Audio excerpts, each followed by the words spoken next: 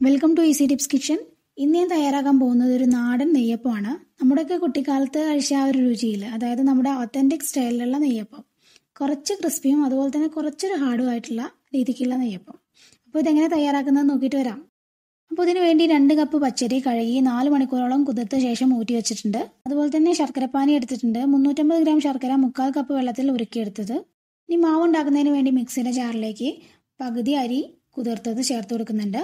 2 ബാച്ചായിട്ട് നമുക്ക് അരച്ചെടുക്കാം. ഇനി ഇതിലേക്ക് 3 ഏലക്കായ, 1 ടേബിൾ സ്പൂൺ മൈദ, 1 ടേബിൾ സ്പൂൺ ഗോതമ്പ് പൊടി എടുത്താലും മതി, കുഴപ്പമൊന്നുമില്ല. പിന്നെ ഇതിലേക്ക് 2 നുള്ള ഉപ്പ്, 1 ടീസ്പൂൺ നെയ്യും കൂടെ ചേർത്ത് കൊടുക്കുന്നുണ്ട്. നേരത്തെ തയ്യാറാക്കിയിട്ടുള്ള ശർക്കരപ്പാനിയുടെ പകുതി ചേർത്ത് കൊടുക്കുക. എന്നിട്ടൊന്ന് അരച്ചെടുക്കണം. കുറച്ച് തരിയുള്ള തരത്തിലാണ് അരച്ചെടുക്കേണ്ടത്. ഇനി ഇതൊരു ബൗളിലേക്ക് മാറ്റി വെക്കാം.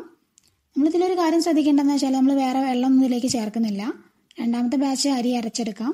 ഇതിൽ നമ്മൾ ശർക്കരപ്പാനി മാത്രം ഒഴിച്ചിട്ടാണ് അരച്ചെടുക്കുന്നത്. അതും കൂടെ നന്നായിട്ട് അരച്ച് വെച്ചിട്ട് അതിലേക്ക് ചേർത്ത് വെക്കാം.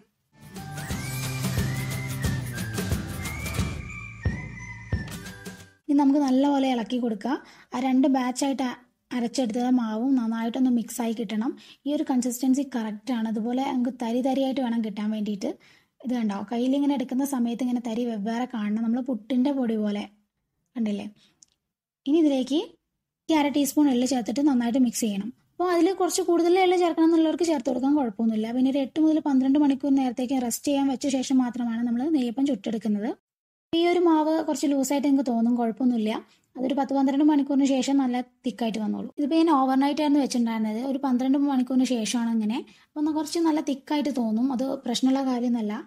അത് 2-3 മിനിറ്റ് നന്നായിട്ട് ഇളക്കി കൊടുത്താൽ തന്നെ മതി. നന്നായിട്ട് ലൂസായിട്ട് വരും. അപ്പോൾ ഇതിൽ വെള്ളം ചേർത്ത് കൊടുക്കരുത്.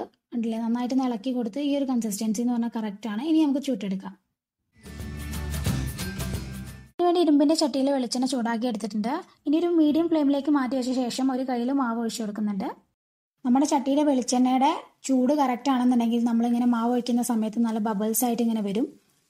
ഇങ്ങനെ ബബിൾസ് ആയിട്ട് വന്ന് ലാസ്റ്റ് കുറച്ച് പത പോലെ വന്ന ശേഷമാണ് നമ്മൾ ഇങ്ങനെ പൊങ്ങി വരിക. ഇനിയിപ്പോൾ ആദ്യത്തെ നെയ്യപ്പം പൊങ്ങി വന്നിട്ടില്ല എന്നെങ്കിലും പ്രശ്നമൊന്നുമില്ല. എന്തെങ്കിലും ചൂടിൻ്റെ വ്യത്യാസം കൊണ്ടായിരിക്കാം. 2ാമത്തേക്ക് ആകുമ്പോൾ ഇത് കറക്റ്റ് ആവും. ഇതിപ്പോൾ നന്നായിട്ട് പൊങ്ങി വന്നിട്ടുണ്ട്. ആദ്യത്തെ നെയ്യപ്പം തന്നെ നല്ല പെർഫെക്റ്റ് ആയിട്ട് പൊങ്ങി വന്നിട്ടുണ്ട്. ഇനി കുറച്ച് നേരം കൂടെ അത് അവിടെ തന്നെ കിടക്കട്ടെ. അതിനുശേഷം നമ്മൾ കുറച്ച് എണ്ണ അതിൻ്റെ മേലെ കൂടെ അങ്ങനെ തൂത്ത് കൊടുത്തിട്ട് തിരിച്ചും മറിച്ചിട്ടിട്ട് ഒരു ഗോൾഡൻ ബ്രൗൺ കളർ ആവുന്നവരെ നന്നായിട്ടൊന്ന് മൊരിയിച്ചെടുക്കാം. ഒരുപാട് നേരം എണ്ണയിൽ ഇടേണ്ട ആവശ്യമൊന്നുമില്ല. പെട്ടെന്ന് തന്നെ ഒരു ഗോൾഡൻ കളർ ആവുന്ന സമയത്ത് മാറ്റി വെക്കണം. അല്ലാന്നുണ്ടെങ്കിൽ നമ്മുടെ നെയ്യപ്പം ഹാർഡായിട്ട് പോകും. അത് പ്രത്യേകം ശ്രദ്ധിക്കേണ്ട കാര്യമാണ്. ഈ ഒരു കളർ ആകുമ്പോൾ നമുക്ക് കോരി മാറ്റാം. പുറത്തു നിന്ന് എണ്ണയെല്ലാം വറ്റി കഴിയുമ്പോൾ നെയ്യപ്പത്തിന് നല്ലൊരു കളർ വരും. അപ്പോൾ ഇതുപോലെ തന്നെ ബാക്കിയെല്ലാം നമുക്ക് ചുട്ടെടുക്കാം. ഇനി നല്ല പെർഫെക്റ്റ് നെയ്യപ്പം കിട്ടാൻ വേണ്ടിയിട്ട് നമ്മൾ കുറച്ച് കാര്യങ്ങളൊക്കെ ശ്രദ്ധിച്ചാൽ മതി. അതിൽ ഒന്നാമത്തെ കാര്യം എന്താണെന്ന് വെച്ചാൽ നെയ്യപ്പത്തിൻ്റെ മാവ് ഇഡലി മാവിനേക്കാൾ കുറച്ച് ലൂസ് ആവാൻ വേണ്ടി ശ്രദ്ധിക്കുക. എന്നാൽ ദോശമാവിൻ്റെ അത്രത്തോളം ആവാനും പാടില്ല. ഇത് നമ്മൾ ശർക്കരപ്പാനി എടുക്കുന്ന സമയത്ത് ശ്രദ്ധിച്ചാൽ മതി. മിക്കവാറും നമുക്ക് എല്ലാവർക്കും മാവ് ലൂസായി പോകുന്ന പ്രശ്നമാണ് ഉണ്ടാകുന്നത്. അപ്പോൾ ഇതിങ്ങനെ മെഷർ ചെയ്യുന്ന സമയത്ത് നമുക്ക് അത് റെഡിയാവും. 2ാമത്തെ കാര്യം, നമ്മൾ എടുക്കുന്ന ചട്ടി നല്ല അടി കട്ടിയുള്ള ചട്ടി ആയിരിക്കണം. ഇരുമ്പിൻ്റെ ചട്ടിയൊക്കെ ഉണ്ടെന്നുണ്ടെങ്കിൽ അതായിരിക്കും ഏറ്റവും നല്ലത്. 3ാമത്തെ കാര്യം, വെളിച്ചെണ്ണ നന്നായിട്ട് ചൂടാക്കിയ ശേഷം മീഡിയം ഫ്ലെയിമിൽ ഇട്ടിട്ട് വേണം നെയ്യപ്പം ചുട്ടെടുക്കാൻ വേണ്ടിയിട്ട്. ഇങ്ങനെ ചുട്ടെടുക്കുന്ന സമയത്ത് നെയ്യപ്പം നന്നായിട്ട് പൊങ്ങി വരികയാണെങ്കിൽ നമ്മുടെ നെയ്യപ്പം നല്ല പെർഫെക്റ്റ് ആവും. ഇനി 4ാമത്തെ ഒരു കാര്യം എന്താണെന്ന് വെച്ചാൽ, കൂടുതൽ സമയം നെയ്യപ്പം എണ്ണയിൽ വെക്കരുത്. ഇനി പൊങ്ങി വന്നാൽ തന്നെ ഒരു ഗോൾഡൻ ബ്രൗൺ കളർ ആവുന്ന സമയത്ത് പെട്ടെന്ന് തന്നെ എണ്ണയിൽ നിന്ന് മാറ്റണം. ഒത്തന്റിക് നെയ്യപ്പം എന്ന് പറഞ്ഞാൽ കുറച്ച് ക്രിസ്പിയും കുറച്ച് ഹാർഡും ആണ്. ഇങ്ങനെയുള്ള കാര്യങ്ങൾ ശ്രദ്ധിച്ചു കഴിഞ്ഞാൽ തന്നെ നല്ല അടിപൊളി നെയ്യപ്പം നമുക്ക് വീട്ടിൽ തന്നെ ഉണ്ടാക്കിയെടുക്കാൻ പറ്റും. ഈ ഒരു സൈസിനുള്ള ഒരു 12 നെയ്യപ്പമാണ് ഞാൻ 2 കപ്പ് അരിയിൽ നിന്ന് ഉണ്ടാക്കിയെടുത്തിട്ടുള്ളത്.